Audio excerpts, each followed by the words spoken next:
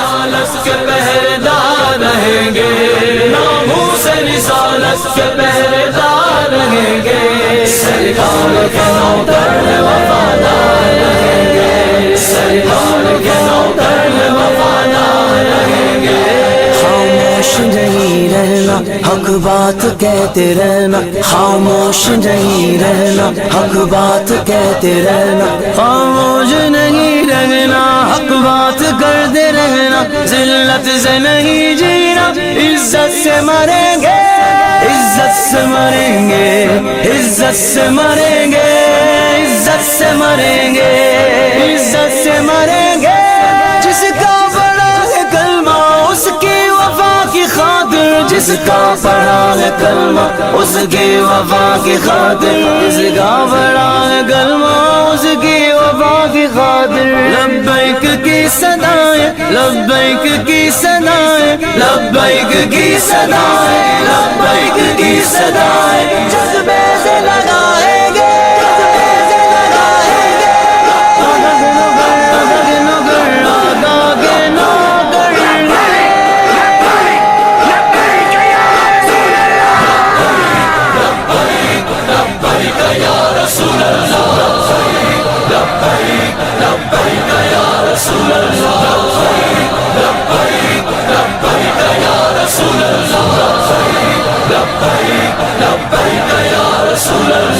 لا الہ الا اللہ محمد الرسول اللہ صلی اللہ تعالی علیہ وسلم۔ مسلمانوں، جس عظمت والے نبی کا کلمہ پڑھ کر ہم مسلمان ہوئے ہیں، آج عزت و حرمت پر حملے کیے جا رہے ہیں۔ اللہ اللہ، آج ہمارے بچوں کو کوئی کچھ کہہ دے تو ہم آگ بگولا ہو جائیں، ہمارے ماں باپ پر انگلی اٹھائے تو ہم لڑنے پر آمادہ ہو جائیں۔ مسلمانوں، کیا تمہیں یہ نہیں معلوم کہ بندہ اس وقت تک مومن نہیں ہو سکتا جب تک ہر چیز سے بڑھ کر رسول اللہ صلی اللہ علیہ وسلم سے محبت نہ کرے؟ ناموس رسالت پر مستقل حملے کیے جا رہے ہیں، کیا ہماری غیرت اب بھی نہیں جاگے گی؟ اگر اسی طرح خاموش رہے تو روز محشر رسول اللہ کو کیا منہ دکھاؤ گے؟ قیامت کے دن حضور نے پوچھا، اے میرے غلام، اس دین کی خاطر لوگوں نے مجھے پتھر مارے، اس دین کی خاطر میں خود 27 جنگوں میں گیا، اس دین کی خاطر میں نے خندق کی مٹی اٹھائی، اس دین کی خاطر میرے چچا حضرت حمزہ کا کلیجہ کاٹا گیا، اس دین کی خاطر میرے بلال کو تپتی ریت پر لٹایا گیا، اس دین کی خاطر میرے نواسے کی گردن کاٹی گئی، اس دین کی خاطر میرے ممتاز کو سولی پر چڑھایا۔ اے اپنے آپ کو مسلمان۔ بسم اللہ الرحمن الرحیم۔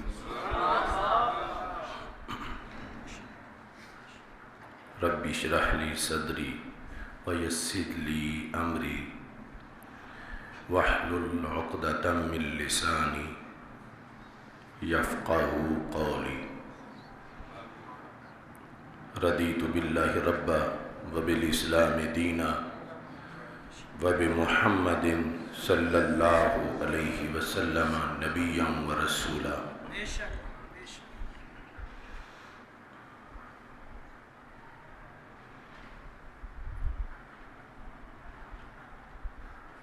لک الحمد یا اللہ، خلقتنا وہدیتنا وانقذتنا من النار۔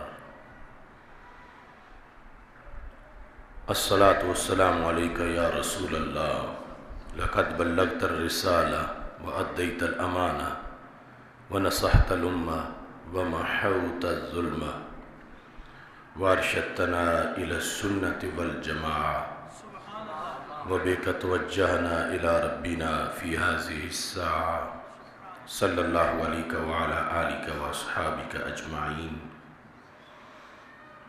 اما بعد فأعوذ باللہ من الشیطان الرجیم۔ بسم اللہ الرحمن الرحیم۔ یوم یعض الظالم على یدیہ یقول یا لیتنی اتخذت مع الرسول سبیلا۔ صدق اللہ العظیم وصدق رسولہ النبی الکریم الامین۔ ان اللہ وملائکتہ یصلون علی النبی یا ایہا الذین آمنوا صلوا علیہ وسلموا تسلیما۔ الصلاۃ والسلام علیک یا سیدی یا رسول اللہ وعلی آلک واصحابک یا حبیب اللہ مولاي صل وسلم دائما ابدا علی حبیبک خیر الخلق کلہم منزہ عن شریک فی محاسنہ فجوہر الحسن فیہ غیر منقاسم محمد تاج رسل اللہ قاطبۃ محمد صادق الاقوال والکلم محمد ذکرہ روح لانفسنا محمد شکرہ فرد علی الامم ربی صلی وسلم دائما ابدا علی حبیبک خیر الخلق کلہم۔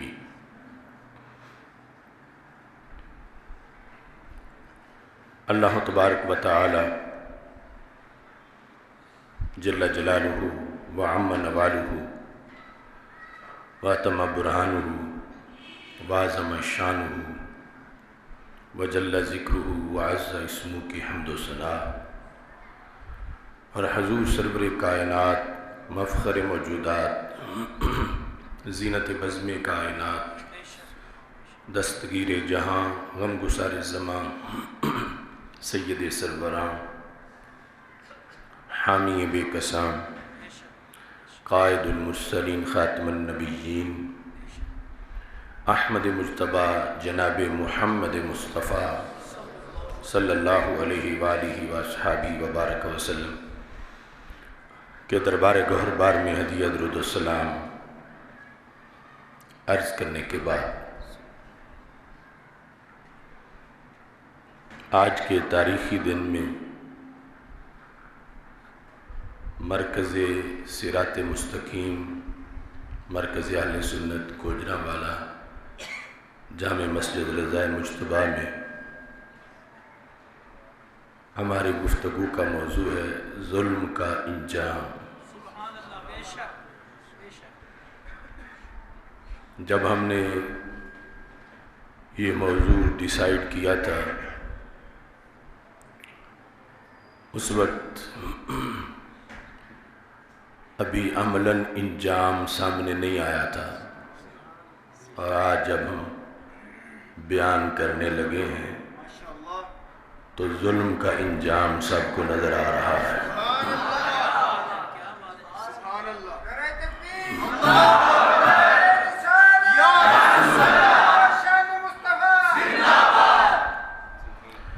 ظلم کا انجام آج سب کو نظر آ رہا ہے۔ کچھ لوگ ابھی بے خبر ہیں لیکن انہیں بھی پتہ چل جائے گا۔ ظلم ظلم ہے، بڑھتا ہے تو مٹ جاتا ہے۔ قرآن مجید برہان رشید میں رب ذوالجلال نے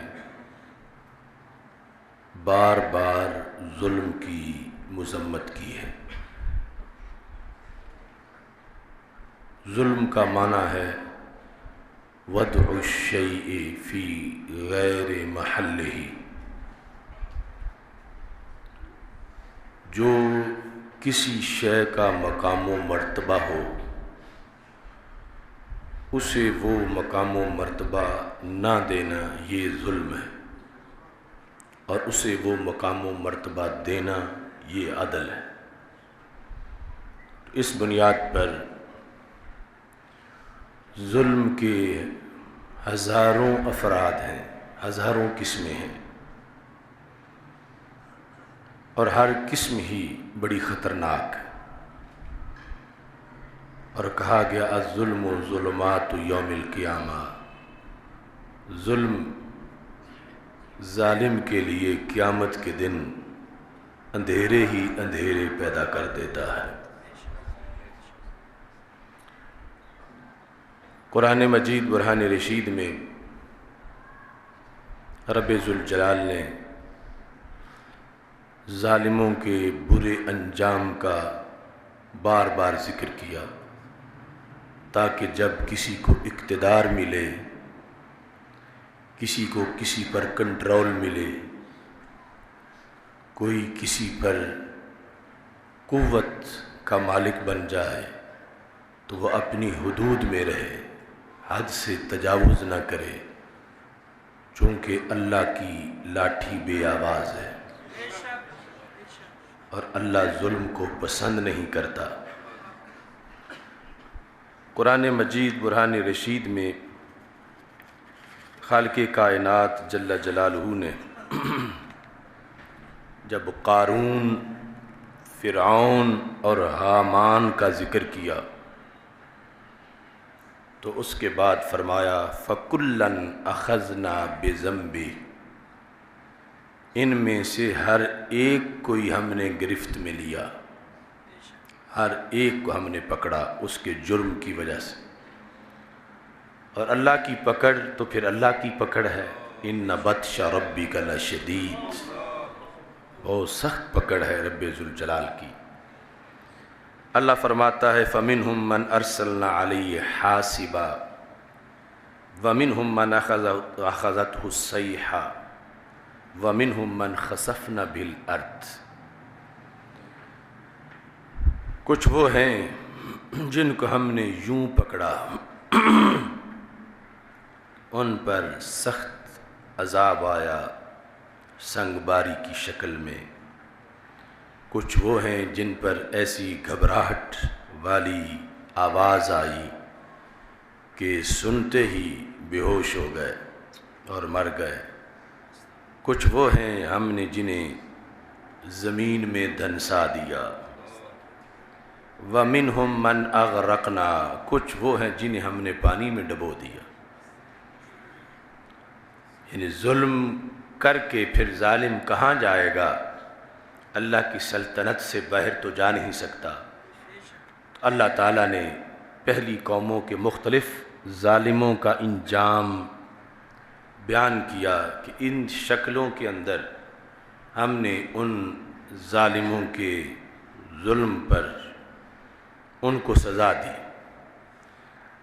اب جب رب ذوالجلال نے جب اپنی طرف نسبت کی کہ ہم نے ان کو ڈبویا، ہم نے ان کو دنسایا، ہم نے ان پر چنگاڑ اور خوفناک آواز بھیجی، تو اللہ فرماتا ہے وَمَا كَانَ اللَّهُ لِيَظْلِمَهُمْ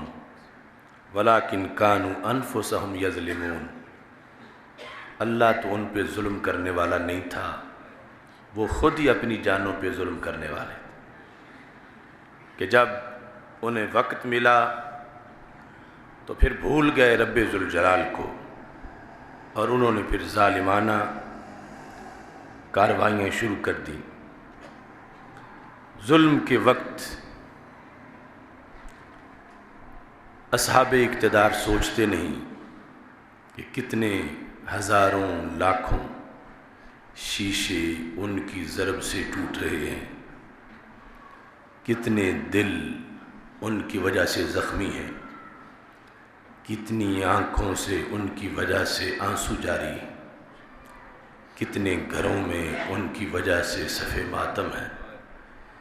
کتنی بہاروں کو انہوں نے خزاں رسیدہ کیا ہے، کتنی بزمیں انہوں نے اجاڑی ہیں، کتنی نسلیں انہوں نے برباد کی ہیں، کتنی بہنوں سے انہوں نے بھائیوں کو جدا کیا ہے، اور کتنی ماؤں سے بیٹے چھینے ہیں۔ وہ اپنے اقتدار کی مستی میں ہوتے ہیں، لیکن واللہ غالب علی امری، اللہ اپنے امر پر غالب ہے۔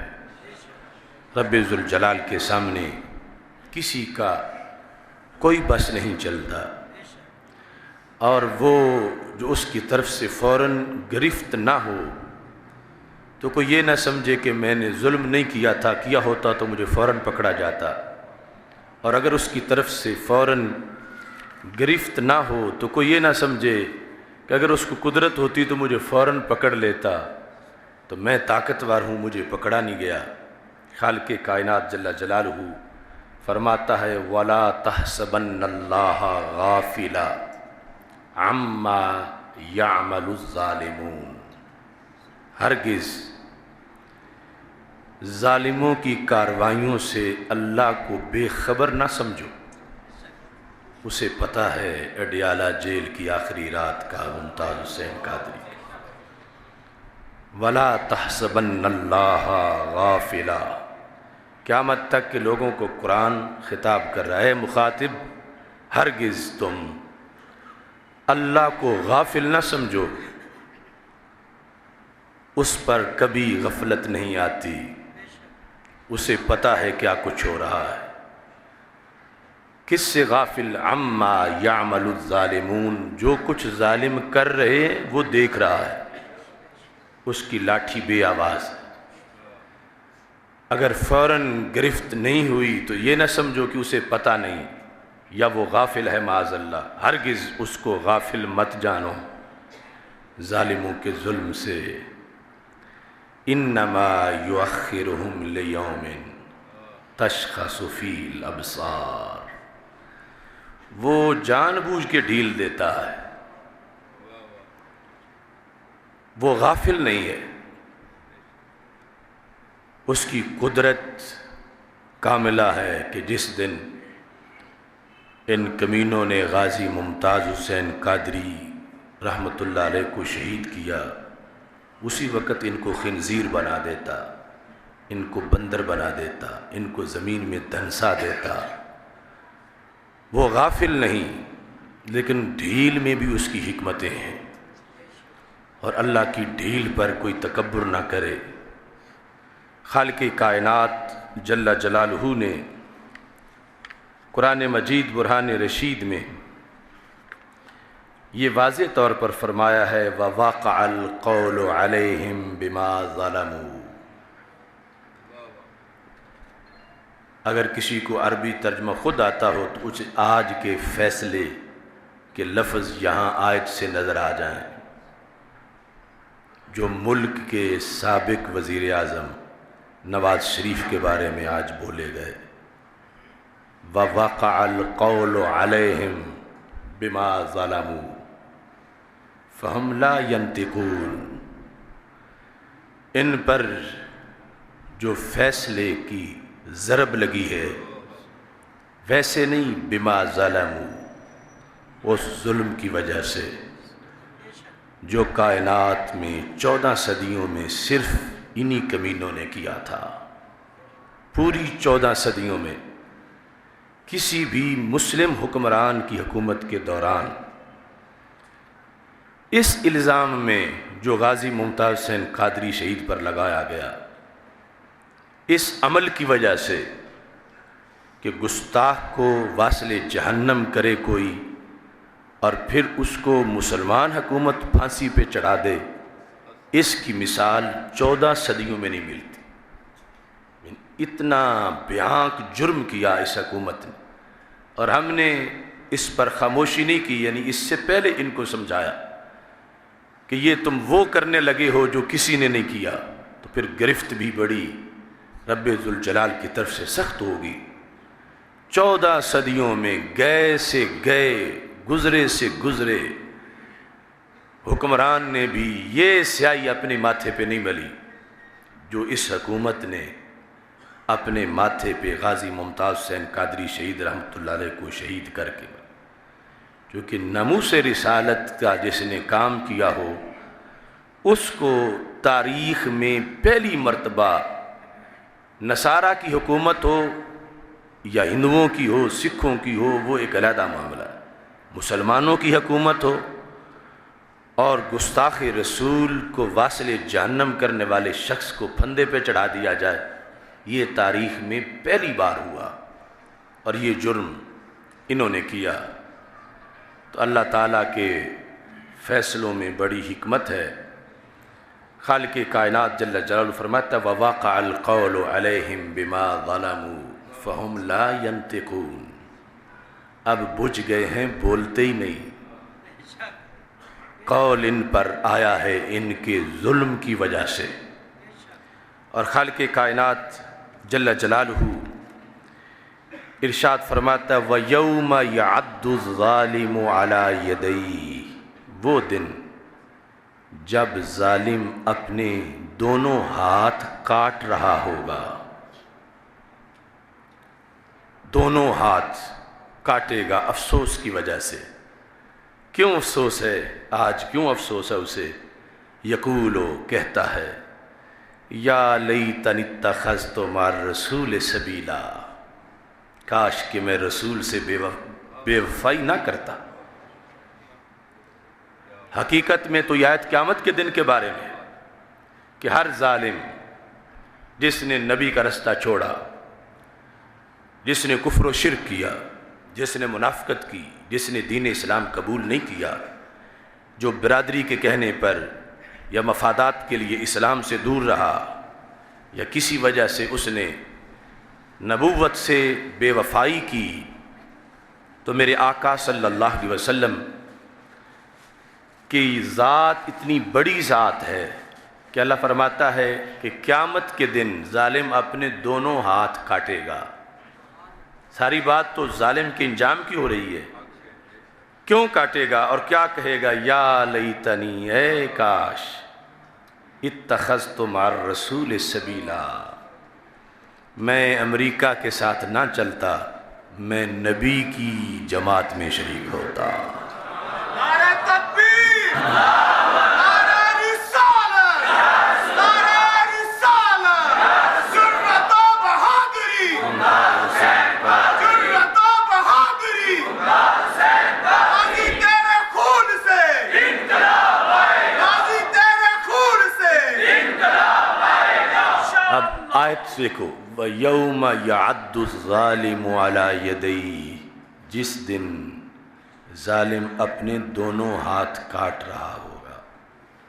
وہ دن دنوں میں سے ایک آج کا دن بھی ہے۔ اب اس ظالم کی کیفیت تو پوچھو۔ یعد الظالم علی یدی، اپنے دونوں ہاتھ کاٹ رہا ہوگا، کیا کہے گا؟ یا لیتنی، اے کاش کہ میں امریکہ کی بات نہ مانتا، اے کاش کہ میں کروڑوں عاشقوں سے بے وفائی نہ کرتا، اے کاش میں چند دن کی حکومت کے لیے ماہ مدینہ سے غداری نہ کرتا۔ یا لیتنی اتخذت مع الرسول سبیلا، میں نبی کا رستہ چھوڑ کے امریکہ کے رستے پہ چلا، میں نبی کا رستہ چھوڑ کے باطل پرستوں کے ساتھ چل گیا۔ اقتدار کو سمجھ رہا تھا بڑا مضبوط ہے، مگر رب کے حکم کے سامنے کس کی کیا حیثیت ہے؟ سیل رواں کے ایک تھپیڑے کی دیر تھی، نہ وزارت عظمیٰ نہ اقتدار، اب اٹک جیل اس کا انتظار کر رہی ہے، اور اس کی ہلاکتیں اور بربادیوں کا کوئی کنارہ نظر نہیں آتا۔ یہ تو آغاز اور تدریجاً آگے اس کو بڑھایا جائے گا ہلاکتوں کی طرف۔ اگر کسی کو یاد ہو، اور یقیناً بہت سے لوگوں کو یاد ہوگا، ہماری جو 2013-14 کی ریلیاں ہیں، ان میں نے ایک نظم پڑھی تھی، ہر بھلائی عشق نبوی سے وفا کرنے میں ہے، ہر بھلائی عشق نبوی سے وفا کرنے میں ہے، حکمرانوں بہتری غازی رہا کرنے میں ہے۔ ہر بھلائی عشق نبوی سے وفا کرنے میں ہے، حکمرانوں بہتری غازی رہا کرنے میں ہے۔ اس وقت ہماری باتیں ان کو چبھتی تھیں، ہم پہ پابندیاں، ایف آئی آریں، مختلف قسم کے چھاپے، یہ تو ہم ان کو بہتری کا رستہ دکھا رہے تھے۔ ہر بھلائی عشق نبوی سے وفا کرنے میں ہے، ظالم حکمرانوں بہتری غازی رہا کرنے میں ہے۔ اور یہ اس پر تھے جب امریکہ ہمارے ساتھ ہے تو ہمیں کون چھیڑ سکتا ہے؟ ہمیں کیا ہے؟ تو میں نے اس وقت کہا گا، اس گرفت سے بچائے گا نہ تمہیں واشنگٹن، आशिकान मुस्तफ़ा से जो दगा करने में है, कि सारे आशिकों से जो तुम दगा कर रहे हो, इसके रद्द अमल में जो तुम्हें पकड़ होगी, अमेरिका तुम्हें बचाने नहीं आएगा और ना वो बचा सकता है। तो ये रब्बे जुल जलाल की तरफ से आजमाइशों का सिलसिला है।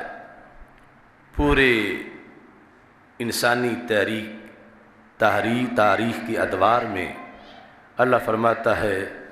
तिलकल अय्यामु नुदाविलुहा बैनन्नास, ये दिन हम लोगों में बदलते रहते हैं। कभी हम खड़े होते थे सुप्रीम कोर्ट के बाहर और हमारी गिरफ्तारियां हो रही होती थीं और डी चौक के तकद्दुस को बयान करके हम पे सितम ढाया जाता था। आज वही टोला सुप्रीम कोर्ट के बाहर आज एहतजाज कर रहा है, हमारी जगह पे आज वो खड़े हैं, और जो हमें ताने देते थे आज उनको वो सारे ताने भूल गए। हमें सुप्रीम कोर्ट के तकद्दुस के सबक देते थे, हमें डी चौक के तकद्दुस के सबक देते थे, हमें इस्लामाबाद के तकद्दुस के सबक देते थे। आज वो नवाज शरीफ के कारकुन देखें कि वो कहाँ खड़े हैं। हमने डी चौक में भी फाके बर्दाश्त किए, मगर खुदा की कसम पूरी ज़िंदगी में इतनी लज्जत नहीं आई जितनी डी चौक की उन दिनों और रातों में आई है। क्योंकि उस वक़्त लगता था डायरेक्ट मदीना मुनव्वरा से कोटा मंजूर हो चुका है।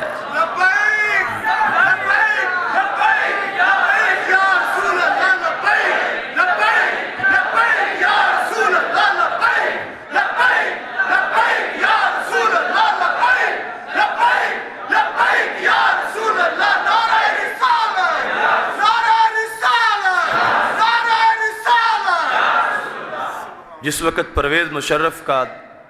दौर शुरू था, सबसे पहली रैली हमने परवेज़ मुशर्रफ के ख़िलाफ़ निकाली और वो 295C के मसले पर थी। क्योंकि परवेज़ मुशर्रफ नशे में धुत, इक़्तिदार के नशे में और वैसे नशे में धुत, उसे उसके आकाओं ने कहा कि तू क्या इनके वोट लेके आया है कि तुझे अवाम के रद्द अमल का डर हो, तो तू ये काम कर सकता है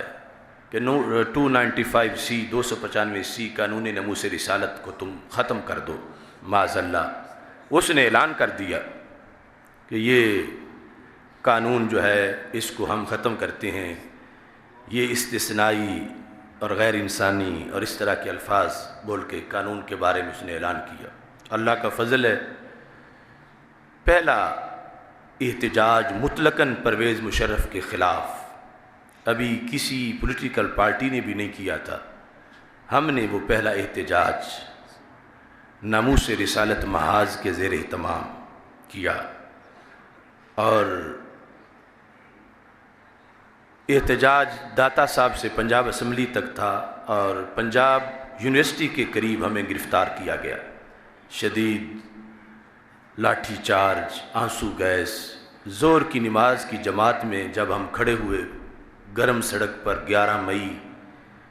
तो सलाम फेरने तक उन्होंने हमारा बंदोबस्त किया हुआ था कि पुलिस और गाड़ियां और सब सलाम फेरते गए, तो उन्होंने हमें उठा के गाड़ियों में डालना शुरू किया।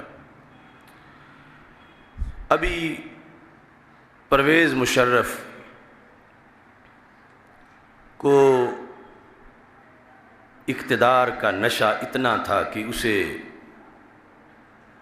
अपने कमज़ोरियों का कोई इदराक और एहसास न था और वो समझता था कि मैं जो चाहूँगा करूँगा, और काफ़ी देर तक वो स्याह सफ़ेद का मालिक बना रहा। हमें जिस वक़्त डिस्ट्रिक्ट जेल लाहौर से रिहा किया गया, तो उसके बाद जो जुमा था मस्जिद रज़ाए मुज्तबा में, क्योंकि एक जुमा तो हमने जेल के अंदर ही उसकी तकरीरें की और जलसे किए, तो हम बाहर निकले तो ये कह दिया कि एक दिन आएगा कि परवेज़ मुशर्रफ मुंह छुपाता फिर रहा होगा, हम मिंबरों पे चेहरे दिखाते फिर रहे होंगे।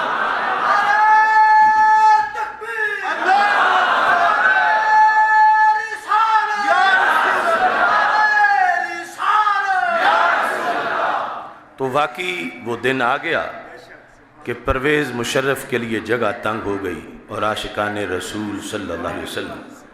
پھر بھی گلی گلی میں رسول اللہ صلی اللہ علیہ وسلم کی عظمت کے نعرے لگا رہے۔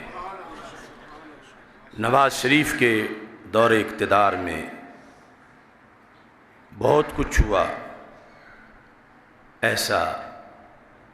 کہ جو بڑا ہی ناگزیر تھا، مگر رسول اللہ صلی اللہ علیہ وسلم کے غلاموں کو جو سرور کونین حضرت محمد مصطفیٰ صلی اللہ علیہ وسلم کی طرف سے انعامات ملتے ہیں، اس کی وجہ سے ان کے مظالم کی ذرہ بھر بھی پرواہ نہ ہو، یعنی جکڑا اس انداز سے کہ 35 کیس مجھ پہ بنائے گئے دہشت گردی کے، اور ایک ایک دہشت گردی کا کیس اس میں کئی شکے لگا کر کہ انہوں نے فلاں موقع پر حکومت کو یہ کہا، فلاں پہ یہ کہا، فلاں پہ یہ کہا، یہ فلاں جگہ وائلیشن کی، فلاں جگہ جلوس نکال دیا روکنے کے بغیر، فلاں جگہ مال روڈ پہ سپیکر کا استعمال کیا، پھر ضلع بندیاں کر دی گئیں، زبان بندیاں کر دی گئیں، یہاں تک کہ اس سال 16 مارچ کو بکھی شریف رات 12 بجے جب میں اپنے گاؤں بکھی شریف میں سڑک سے اتر کر گھر کی طرف ہماری گاڑی نے ٹرن لیا تو گھر تک صرف کچھ 100-150 فٹ کا فاصلہ رہ گیا تھا، تو وہاں درمیان میں پولیس کے ڈالے کھڑے تھے اور انہوں نے کہا کہ یہاں سے اگر تم گھر جاؤ تو ہماری ملازمت نہیں رہے گی، تو یہاں سے سیدھا لاہور تو جا سکتے ہو مگر گھر نہیں جا سکتے۔ یعنی ہمارا کیا جرم تھا، نہ قتل، نہ چوری، نہ ڈاکہ، کہ میرے ابا جی بیمار تھے، ان کی علالت کے لیے بھی سڑک سے اتر کے گھر میں داخل ہونا، اپنے ہی ملک میں، اپنے ہی ضلع میں، اپنے ہی دیہات میں، اپنے محلے میں گھر جانے پر پابندی ہے۔ اور انہوں نے پھر ہمارے ساتھ پولیس نے محاصرہ کیا اور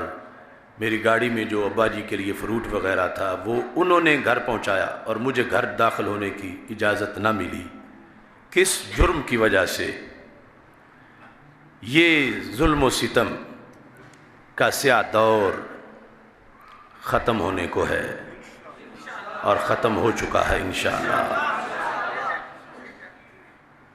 اور اس میں میں نے اس وقت کہا تھا، ابھی تحریک رہائی چل رہی تھی، تو حضرت ورقہ بن نوفل رضی اللہ تعالی عنہ آپ کا قول میں نے پیش کیا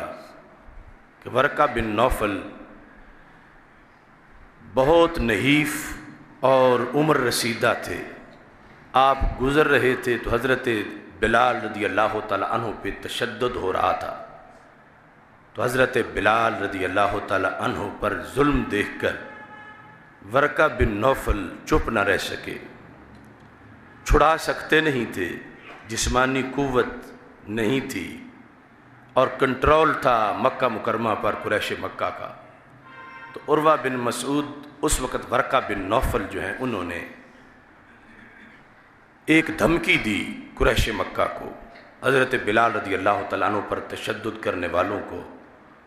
اور کہا واللہ لئن قتلتموہ لأتخذنہ حنانا، خدا کی قسم اگر تم نے بلال کو شہید کر دیا، بلال شہید ہو کے بھی تمہاری جان نہیں چھوڑے گا، شہید کر کے تم سمجھو کہ تمہیں سانس سکھ کا سانس ملے، یہ نہیں ہوگا، بلال شہید ہو کے بھی تمہارے لیے وبال جان بنے گا۔ دھمکی دی کہ اسے چھوڑ دو، اسے کچھ نہ کہو، تم سمجھتے ہو کہ ایک غلام ہے، قتل کریں گے اس کو تو مسئلہ ختم ہو جائے گا، مسئلہ نہیں ختم ہوگا بلکہ تمہارے لیے بہت بڑا مسئلہ بن جائے گا۔ دھمکی کیا تھی لَأَتَّخِذَنَّهُ حَنَانًا، میں ضرور بالضرور میں بلال کی قبر کو حنان بنا کے چھوڑوں گا۔ لَأَتَّخِذَنَّهُ حَنَانًا، لام اور نون دونوں تاکید کے ہیں، میں ضرور ان کی قبر کو حنان بناؤں گا۔ اب یہ کیا دھمکی تھی؟ حنان بن گیا تو کیا ہوگا؟ امام ابن الاسیر نے النہایۃ الجزریہ کے اندر اس کا ترجمہ لکھا کہ وہ کہہ رہے تھے اتمسح بہ کما یتمسح بقبور الصالحین۔ اتمسح بہ، جب بلال کی قبر بنے گی تو میں مٹی کو ہاتھ لگا کے چوموں گا، کما یتمسح بقبور الصالحین، جس طرح پہلی صدیوں کے شہیدوں کی قبروں کو ہاتھ لگا کے چوما جاتا ہے تو میں بھی ہاتھ لگا کے چوموں گا۔ تو پھر کیا ہوگا؟ فَيَكُونُ عَارًا عَلَيْكُمْ، تم شرم سے ڈوب مرو گے۔ جب بلال جہاں لیٹا ہے اس مٹی کو میں چوموں گا تو تم شرم سے ڈوب مرو گے، اور مجھے دیکھ کر بلال کی قبر کو ہاتھ سے تبرک کرتے ہوئے جب زمانہ مجھے دیکھے گا تو تمہیں ملامت کرے گا کہ کتنے کمینے تھے تم، ایسے کہ تم نے شہید کیا کہ جس کی قبر کی مٹی سے بھی لوگ پیار کرتے ہیں۔ تو یہ دھمکی دی کہ بلال کا مزار جو ہے وہ تمہارے اقتدار سے زیادہ پاورفل ہوگا، بلال کے مزار کی بھی ہیبت طاری ہوگی تم پہ، بلال کا مزار بھی تحریک بن جائے گا، بلال کا مزار تمہیں شرمندہ کرے گا، تمہیں ملامت کرے گا۔ ہم نے یہ پیش کر کے حکمرانوں کو کہا تھا، مگر وہ اقتدار کے نشے میں مست تھے، سنتے ہی نہیں تھے۔ میں نے کہا تھا اگر تم غازی ممتاز حسین قادری کو چھیڑو گے تو غازی تمہیں نہیں چھوڑے گا، پھر تم چھوٹ نہیں سکو گے۔ آج دیکھو نواز شریف تو اسلام آباد میں نہیں رہا، مگر غازی تو پھر بھی اسلام آباد میں لیٹا ہے۔ نواز شریف آج وزارت عظمیٰ سے بھی گیا، اقتدار ختم، اور اب جیل اس کے انتظار میں ہے اور ہمیشہ کے لیے نااہل۔ اور ممتاز قادری آج بھی دلوں پہ راج کر رہا ہے۔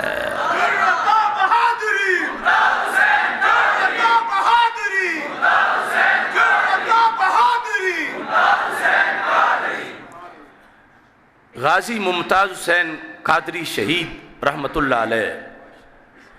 جس وقت انہوں نے ظلم ڈھایا اور جو دھمکی تھی حضرت ورقہ بن نوفل کی، ہم نے وہ دھمکی ان کو دی کہ مسئلہ ختم نہیں ہوگا، غازی کا مزار بھی ایک دبدبہ تم پہ طاری کرے گا۔ تو دیکھو مشرکین نے مکہ تو حضرت ورقہ کی بات مان گئے اور انہوں نے حضرت بلال کو شہید نہیں کیا، مگر تخت لاہور والے انہوں نے ہماری بات کو تسلیم نہیں کیا اور اوروں کے کہنے پر غازی ممتاز حسین قادری شہید رحمت اللہ علیہ کو پھندے پہ چڑھا دیا۔ اب جو دھمکی تھی قبر والی وہ اگلے دن جنازے پہ ہی ثابت ہو گئی، جب 60 لاکھ افراد اکٹھے ہوئے، ان کے دل میں اس دن ہی یہ بات آ گئی کہ یہ اتنی بڑی مقبولیت جس شخص کی ہے اور ہم اس کے قاتل ہیں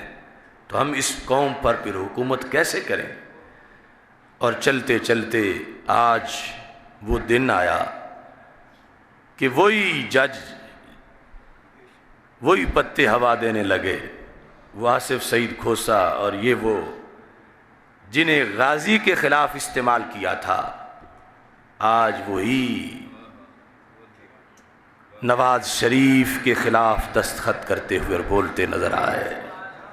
تلک الایام نداولھا بین الناس، اللہ فرماتا ہے ہم نے لوگوں میں یہ باریاں بنا دی ہیں۔ تو حضرت غازی ممتاز حسین قادری شہید رحمت اللہ علیہ، آپ کا جو مزار بنا اس کے لحاظ سے نواز شریف کا مشیر چند دن پہلے انٹرویو دے رہا تھا غیر ملکی ادارے کو، اور کہہ رہا تھا یعنی دیکھنا کہ کہاں تک ان کمینوں کی بدنیتی تھی۔ وہ بیرسٹر ظفر اللہ وہ بتا رہا تھا کہ ہم نے ممتاز قادری کو تو پھندے پہ چڑھایا ہے، مگر ہم نے کسی لبرل کو ہاتھ بھی نہیں لگایا، یعنی ان کو جن کے یہ غلام ہیں غیر ملکی آقاؤں اور یورپی یونین کو یہ باور کرا رہے تھے کہ ہم تمہارے ہیں، کہ دیکھو تمہارے کہنے پر ممتاز حسین قادری کو تو پھندے پہ چڑھا دیا، مگر وہ جو بھینسے تھے اور جو سوشل میڈیا میں گستاخیاں کرنے والے تھے ان کو تو ہم نے ہاتھ بھی نہیں لگایا، ان کے لیے ہم نے کتنی آسانیاں پیدا کی۔ تو آگے سے انہوں نے سوال کیا کہ پھر ممتاز قادری کا تم کہتے ہو کہ ہم نے یہ کر دیا، تو اس کا تو مزار بنا ہوا ہے، وہاں تو حاضریاں دی جا رہی ہیں، وہاں تو اجتماع ہو رہے ہیں، تم کہہ رہے ہو کہ ہم نے اس کو مجرم بنا کر اس جہان سے رخصت کر دیا، تو اس کا تو مزار بنا ہوا ہے، ایک نشان ہے جو غازیوں کی یونیورسٹی ہے اور مرکز غیرت و حمیت، یعنی وہ تو پورا مزار بنا ہوا ہے۔ تو یہ آگے سے جواب دے رہے تھے اصل میں ہمارے ملک میں ایسا کوئی قانون نہیں کہ جس کی وجہ سے ہم مزار نہ بننے دیتے، اگر قانون ہوتا تو ہم ضرور روکتے، مزار ہم نہ بننے دیتے۔ یعنی یہ ان لوگوں نے وفا کی ہے دین دشمنوں سے، اور دوسری طرف غازی ممتاز قادری نے وفا کی ہے دربار رسالت سے۔ سید عالم نور مجسم شفیع معظم صلی اللہ علیہ وسلم کی محبت کو پیش نظر رکھ کر انہوں نے اپنی جان اللہ کے سپرد کی، اور جو ظلم کرنے والے ہیں ظالموں کے لحاظ سے نبی اکرم نور مجسم شفیع معظم صلی اللہ علیہ وسلم نے جو مذمت کی، اس میں ایک عام شخص جو ظلم کرتا ہے، عام شخص وہ تو عام شخص ہے، لیکن جب کوئی حکمران ظلم کرتا ہے تو ہمارے آقا صلی اللہ علیہ وسلم ارشاد فرماتے ہیں کہ 3 قسم کے لوگوں پہ جنت حرام ہے۔ ایک وہ جو کسی نبی کو شہید کرے، دوسرا وہ جسے کوئی نبی قتل کرے، اور تیسرا وہ جو ظالم حکمران ہو اور لوگوں پہ ظلم کرتا ہو۔ اور نبی اکرم نور مجسم شفیع معظم صلی اللہ علیہ وسلم فرماتے ما من امتی احد والی من امر الناس شیئا لم يحفظهم بما يحفظ به نفسا الا لم یجد رائحۃ الجنہ۔ فرما میری امت میں جو شخص حکمران بن گیا، جس کو حکومت دی گئی، اور پھر اس نے کیا کیا، لم یحفظہم، اس نے رعایا کی، یوں حفاظت نہیں کی، کیسے، بما یحفظ به نفسا، جیسے اس نے اپنی حفاظت کی۔ یعنی لوگ روزانہ لاشیں تڑپتے رہے اور 2000 سپاہی اس کے محلوں پہ پہرا دیتے رہے، لوگ بھوکے مرتے رہے، اور اس کے عیش و عشرت کے سلسلے دور دور تک پہنچے۔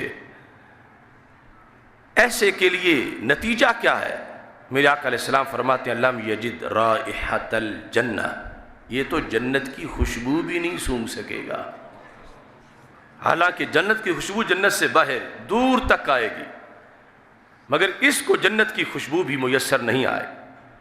اور سید عالم نور مجسم شفیع معظم صلی اللہ علیہ وسلم ارشاد فرماتے ہیں کہ جو بندہ مسلمانوں کا حکمران بن گیا، فغشہم، اس نے ان سے فراڈ کیا، اس نے ان سے خیانت کی، اس نے ان سے دھوکہ کیا۔ جس طرح نواز شریف کی خیانتوں کا سلسلہ تو ایک طویل ہے، مگر جو یہ خیانت کی حضرت غازی ممتاز حسین قادری شہید کو شہید کرنے، حالانکہ ہمارے مذاکرات میں اپنے وزیروں کے ذریعے اس نے ہم سے یہ کہا کہ یہ جو ہمارے آخری مذاکرات تھے اس میں لاہور میں جو ہوئے، یعنی غازی صاحب کی شہادت سے پہلے، تو ہمیں یہ باور کرایا گیا کہ یہ جو فیصلہ ہے سپریم کورٹ کا، اس کے خلاف سٹے آ چکا ہے اور اس پر کوئی کارروائی نہیں ہوگی۔ اور اس کے اگلے جو ضابطے ہیں وہ اگلے اجلاس میں طے کیے جائیں گے۔ تو ہم سے یہ کہہ کر کہ اس فیصلے کے خلاف سٹے درج ہو چکا ہے اور کوئی کارروائی نہیں ہوگی، اور پھر راتوں رات غازی ممتاز حسین قادری شہید رحمۃ اللہ علیہ کو پھندے پہ چڑھا دیا۔ یعنی کتنے طریقوں سے انہوں نے ہمیں دھوکہ دیا، ہم سے فراڈ کیا، اور اس کے علاوہ بھی دین متین کے کئی مسائل میں تو میرے آقا صلی اللہ علیہ وسلم ارشاد فرماتے ہیں فَهُوَ فِي النَّارِ، جس نے حکمران نے یہ دھوکے کیے، رسول اللہ صلی اللہ علیہ وسلم فرماتے ہیں وہ جہنمی ہے اور اس کو جہنم کا ایندھن بنا دیا جائے گا۔ پھر رسول اللہ صلی اللہ علیہ وسلم ارشاد فرماتے ہیں ما من امام ولا وال، فرمایا مسلمانوں کا جو والی، جو حکمران، باتا لیلتن سودا، جس نے سیاہ رات گزاری جو آج ختم ہوئی ہے، جس نے سیاہ رات گزاری، یعنی اس کا دور اتنا اندھیرا ہے، ظلم و ستم، کرپشن، لوٹ مار، مہنگائی، بے انصافی، جس کا دور سیاہ ہے، بات لیلتن سودا، یعنی سیاہ رات کی طرح اس نے معاملات کیے ہیں اپنی قوم کے ساتھ، غاشن لرعیتہ، اپنی رعایا کے ساتھ وہ خیانت کرتا رہا۔ فرما الا حرم اللہ علیہ الجنہ، رب نے اس پر جنت کو حرام کر دیا ہے۔ یہی بادشاہ اگر اسلامی تقاضے پورے کرے تو اس کو ذل الہی کہتے ہیں، اللہ کا سایہ، اتنا بڑا اس کا لقب۔ یہی بادشاہ جس وقت یہ تقاضے شریعت کے پورے کرتا ہے تو پھر اس کو یہ مقام دیا جاتا ہے کہ یوم من امام عادل افضل من عبادت 60 سنتن، کہ عادل حکمران کا ایک دن 60 سال کی بندگی سے بڑا مقام رکھتا ہے۔ چونکہ اس کا کام کیا ہے؟ میرے آقا علیہ السلام فرماتے ہیں الامام جنہ، ہم جنہیں حکومت دیں ہم ان کو رعایا کی ڈھال بناتے ہیں۔ رعایا غریب ہیں، کمزور ہیں، انہیں کسی سہارے کی ضرورت ہے تو ہم اقتدار دیتے ہیں غریبوں کے سہارے کے لیے۔ الامام جنہ، فرما مسلمانوں کا جو امیر المومنین اور حکمران ہے وہ مسلمانوں کے لیے ڈھال ہے۔ اب ڈھال جو جنگی ساز و سامان میں چمڑے کی بھی ہوتی تھی، اکثر لوہے کی ڈھال ہوتی تھی، تو ڈھال سامنے رکھ کر لڑا جاتا تھا کہ جو بھی تیر لگے تو ڈھال سے پھسل کے دائیں بائیں ہو جائے، تلوار کاٹ نہ سکے۔ اس طرح جو مسلمانوں کا بادشاہ ہے وہ مسلمانوں کی ڈھال ہے، یعنی مسلمان آرام سے رہیں گے، انہیں کوئی خطرہ نہیں۔ تیر لگیں گے تو بادشاہ کے سینے میں لگیں گے۔ اب کیا ہے کہ تیر لگیں گے تو رعایا کے سینے میں لگیں گے، اور بادشاہ کو کوئی فکر ہی نہیں کہ میں کن لوگوں کا بادشاہ ہوں، کن لوگوں کا آرام میرے سپرد ہے، میری ڈیوٹی ہے کہ میں نے ان کا خیال کرنا ہے، ان کی حقوق پر پہرا دینا ہے، اور میں نے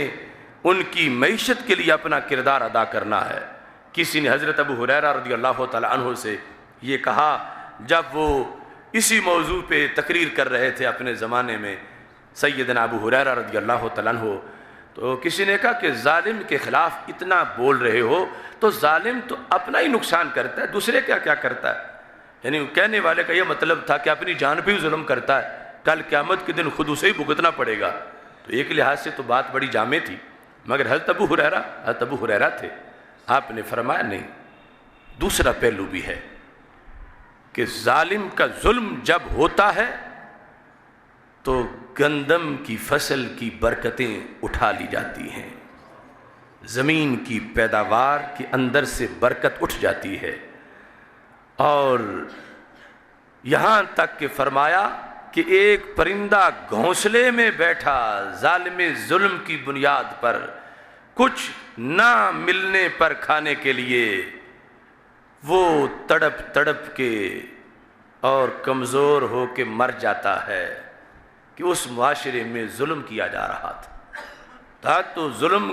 جو ہے اس کا وبال صرف ظالم پہ نہیں ہوتا، معاشرے کے جانوروں پہ بھی ہوتا ہے، معاشرے کے پرندوں پہ بھی ہوتا ہے۔ تو جب پرندوں پہ ہوتا ہے تو بندوں پہ کیوں نہیں ہوتا؟ یعنی لوگوں کے لیے آج جو معیشت کے مسائل بن جاتے ہیں کہ معیشت جو ہے وہ گر گئی ہے اور اقتصادیات کا مسئلہ ہے اور بھوک اور افلاس کا، اس کے اندر جو ہے وہ ایک بڑا حصہ ظالم کے ظلم کا ہے کہ جس کی وجہ سے یہ ساری نحوستیں معاشرے میں آ جاتی ہیں، اور ساری نحوستوں کی وجہ سے یعنی پھلوں تک کا جو ذائقہ ہے بدل جاتا ہے۔ امام غزالی رحمۃ اللہ علیہ نے لکھا کہ ایک بادشاہ نکلا شکار کے لیے، اپنی سلطنت میں دور نکل گیا تو ایک ایسے علاقے میں اسے پیاس محسوس ہوئی۔ جب کافی وقت سفر میں گزر چکا تھا تو سامنے اناروں کا باغ تھا اور وہاں ایک بچہ بیٹھا تھا، تو اس نے کہا کہ مجھے پیاس ہے، مجھے انار دے دو۔ اس بچے کو پتہ نہیں تھا کہ یہی بادشاہ وقت بھی ہے۔ اس نے انار جب بچے نے اس کو دیا، بادشاہ نے نچوڑا تو ایک انار سے بہت سا پانی نکلا، اور جب اس نے پیا تو بڑا لذیذ تھا۔ اب جب اس کو وہ ٹیسٹ پسند آیا، اس نے دل میں کہا کہ یہ باغ تو پھر میرا ہونا چاہیے، یہ سلطنت میری ہے، میں حکمران ہوں، تو جس کا بھی ہے اس سے لینا تو میرے لیے کوئی مشکل ہی نہیں، اس کو ڈنڈے مار کے بھگا دیں گے، یہ باغ میرا ہوگا اور میرے شایان شان ہے اس کا ایسا پھل۔ تو اس نے اس بچے سے تھوڑی دیر کے بعد کہا مجھے ایک اور انار دو۔ تو جب بچے نے انار توڑ کے اس کو دیا، اس نے جب نچوڑا تو بالکل تھوڑا سا پانی نکلا، اور جب پیا تو وہ بالکل اس کا کوئی ٹیسٹ ہی نہیں تھا، کڑوا تھا۔ اس نے پوچھا کیا ہوا تیرے باغ کو؟ ابھی تو اتنا پانی نکلا اور اتنا لذیذ تھا جوس انار کا، اور ابھی بالکل پانی خشک ہو گیا ہے اور ہے بھی کڑوا۔ بچہ ولی تھا، اس نے کہا لگتا ہے کہ اس ملک کی حکمران نے ظلم کا ارادہ کر لیا ہے۔ یعنی جو اس نے ارادہ کیا تھا بچے نے وہ ارادہ سمجھا کہ اس ملک کے حکمران نے ظلم کا ارادہ کیا ہے، تو اس کی نحوست سے اناروں کا پانی خشک بھی ہو گیا ہے، کڑوا بھی ہو گیا ہے۔ تو یہ حکمرانوں کی شامت اعمال ہے کہ جس کی وجہ سے رعایا کی روزی میں بھی فرق آتا ہے اور رعایا کے کاروبار میں بھی فرق آتا ہے، عزت و آبرو میں بھی فرق آتا ہے۔ تو جس وقت ظالم کا ظلم گھٹتا ہے تو پھر افزائش ہوتی ہے نور کی اور پھر رحمتیں آتی ہیں۔ آج یہ تو ہمیں اس فیصلے کے بعد نوبت ملی کہ ایک سیاہ رات ختم ہوئی، ایک برا کردار اپنے انجام کو پہنچا۔ ممتاز قادری کے دشمن کی ذلت سے ہمیں تسکین ہوئی، اور اس پر آج ہم نے جمعہ سے پہلے جو میں نے کلپ جاری کیا ہے پورے ملک میں اور پوری دنیا میں، تحریک لبیک یا رسول اللہ صلی اللہ علیہ وسلم کے چیئرمین کی حیثیت سے میں نے کہا کہ ہر جگہ جمعے کے بعد شکرانے کے نفل ادا کیے جائیں اور اس پر ریلیوں کا بھی انعقاد کیا جائے۔ یہ مٹھائی کے ڈبے جو ادھر رکھے ہیں انہوں نے، یہ بھی اسی خوشی میں ہیں کہ غازی کے دشمنوں کی ذلت ہمیں اس پر شرعی خوشی ہے۔ اور لاہور میں ہم نے پروگرام رکھا بھی، انشاءاللہ میں تھوڑی دیر تک پہنچنے والا ہوں، داتا دربار پہ انشاءاللہ اجتماعی طور پر ہم نوافل پڑھیں گے 3:30 بجے کے قریب، اور اس کے بعد وہاں سے لبیک یا رسول اللہ صلی اللہ علیہ وسلم ریلی نکالی جائے گی۔ تو اب اصل مسئلہ اس سے اگلا ہے کہ یہ اتنا بڑا سیاہ دور ہم نے آزمائشوں میں گزارا، اب دعا کرو آگے کوئی کمینہ، کوئی کم بخت، کوئی امریکہ کا غلام وہ مسلط نہ ہو جائے۔ اللہ تعالیٰ اس مسجد کو جو شہیدوں کے خون پہ بنی ہے، اللہ اس کو کوئی اچھا سا امام عطا فرما دے جو اس کے تقدس کو سمجھے۔ اور ایک اہم اعلان یہ بھی ہے کہ آپ جانتے ہیں کہ اس مسجد کے منبر پر رسول اللہ صلی اللہ علیہ وسلم کی علم غیب کے موضوع پر 49 قسطیں پڑھائی جا چکی ہیں، یعنی 49 جمعوں کے خطبے رسول اللہ صلی اللہ علیہ وسلم کے علم پر جس مسجد کے منبر پہ پڑھائے گئے وہ شرف ہے جامع مسجد رضائے مجتبیٰ کا، اور وہ سارے خطبے ریکارڈ پر ہیں۔ 50واں جو اس کی قسط ہے وہ آخری نہیں، لیکن 50ویں قسط پر ہم جشن علم رسول صلی اللہ علیہ وسلم منانا چاہتے ہیں۔ جشن علم رسول صلی اللہ علیہ وسلم، اور یہ بھی ہم اہل سنت کی سعادت ہے۔ دوسرے تو کہیں گے کہ ان کو دیوار کے پیچھے کی بھی خبر نہیں معاذ اللہ، تو ہم علم ماننے والے ہیں اور ہم نے دلائل سے بیان کیا ہے، اور تقریباً 60 گھنٹے سے زائد کی وہ تقریر بنتی ہے مجموعی طور پر، اور یہ ہمارا ہی حصہ تھا۔ دوسروں نے جن کا یہ عقیدہ نہ ہو وہ کہاں سے یہ دلائل ڈھونڈیں گے؟ تو یہ 50ویں موضوع کے لیے ہم نے بڑا خوبصورت انتظام کیا ہے۔ مجدد دین و ملت امام اہل سنت حضرت امام احمد رضا خان فاضل بریلوی رحمۃ اللہ علیہ جب حرمین شریفین گئے تو وہاں یہ مسئلہ چھڑا ہوا تھا، تو اعلیٰ حضرت نے کتابوں کے تعاون کے بغیر ہی کعبے کے سامنے بیٹھ کر چند گھنٹوں میں علم رسول علیہ السلام پہ وہ کتاب لکھی جس کا آج تک کوئی جواب نہیں دے سکا۔ تو اسی نسبت سے ہم نے یہ چاہا کہ یہ جو جشن علم رسول صلی اللہ علیہ وسلم ہے، اس میں صدارت کے لیے اور اس میں خطاب کے لیے کوئی بریلی شریف کی شخصیت جلوہ گر ہو، تو انشاءاللہ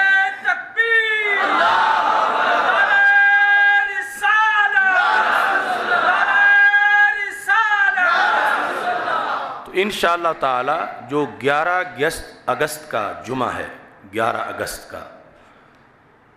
اگست کا جمعۃ المبارک جو ہے وہ جشن علم رسول صلی اللہ علیہ وسلم، جشن علم رسول صلی اللہ علیہ وسلم 11 اگست کو منایا جائے گا، اور نماز جمعہ کے وقت، اجتماع جمعہ کے وقت یہ سارا پروگرام ہوگا، یعنی صبح 10 بجے سے شروع ہو کر اذان جمعہ جو جماعت کے لیے اذان ہوتی ہے خطبے تک، اس کے لحاظ سے یہ پروگرام کا، اور اس میں بریلی شریف سے اعلیٰ حضرت فاضل بریلوی رحمۃ اللہ علیہ کے عظیم گلشن کے عظیم پھول حضرت الشاہ محمد منان رضا خان صاحب قادری رضوی اور حضرت الشاہ محمد تسلیم رضا خان صاحب قادری رضوی اور حضرت الشاہ محمد عمران رضا خان صاحب قادری رضوی، یہ تینوں شخصیات انشاءاللہ اس مرکز میں 11 اگست کو جلوہ گر ہوں گی، اور یہ پروگرام جو ہے اس کی بھرپور تیاری کرنی ہے دور دراز تک، کیونکہ لوگ تڑپتے ہیں اعلیٰ حضرت کی نسل پاک کے مشائخ کی زیارت کے لیے اور ان کے ملفوظات عالیہ سننے کے لیے۔ تو ابھی سے آپ جشن علم رسول صلی اللہ علیہ وسلم کی تیاری شروع کر دیں تاکہ بہترین طریقے سے اس پورے موضوع کو بیان کیا جائے، اور آگے زندگی رہی تو انشاءاللہ قسطیں تو 100 سے بھی زیادہ ہوں گی۔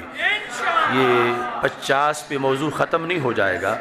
یہ 50 پر اس کا ایک فنکشن کیا جا رہا ہے جشن علم رسول صلی اللہ علیہ وسلم، اور اس پر ہمیں انتظار ہے کہ 50 جو ہمارے موضوعات ہیں اس پر اگر منکرین کوئی اعتراض کرنا چاہتے ہیں تو ہمارا یہ چونکہ برسرعام ریکارڈ پر ساری تقریریں ہیں اور پوری دنیا تک پہنچی ہوئی ہیں، تو ہماری طرف سے کھلا چیلنج ہے منکرین کو، وہ جس دلیل پر جیسا بھی اعتراض کرنا چاہیں کریں، انشاءاللہ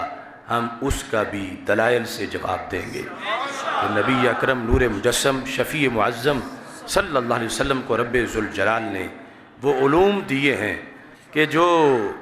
زندگی بھر ہم بیان کرتے رہیں تو پھر بھی ان کی دلیلیں ختم نہیں ہوتی. اس قدر رب ذوالجلال نے سید المرسلین حضرت محمد مصطفیٰ صلی اللہ علیہ وسلم کو علوم دیے ہیں جو شریعت کی بھی ہیں، جو علوم دنیا سے متعلق بھی ہیں، آخرت سے متعلق بھی ہیں، کروڑوں دیوارے کے پیچھے بھی ہیں اور اس پار بھی. مسلمانوں کے دل میں جو کچھ آج ہے اور قیامت تک اور قیامت کے بعد یہ سارے علوم رب ذوالجلال نے رسول اللہ صلی اللہ علیہ وسلم کو عطا کیے ہیں. خالق کائنات جل جلالہ ہم سب کا حامی و ناصر ہو. وآخر دعوانا الحمد للہ رب العالمین.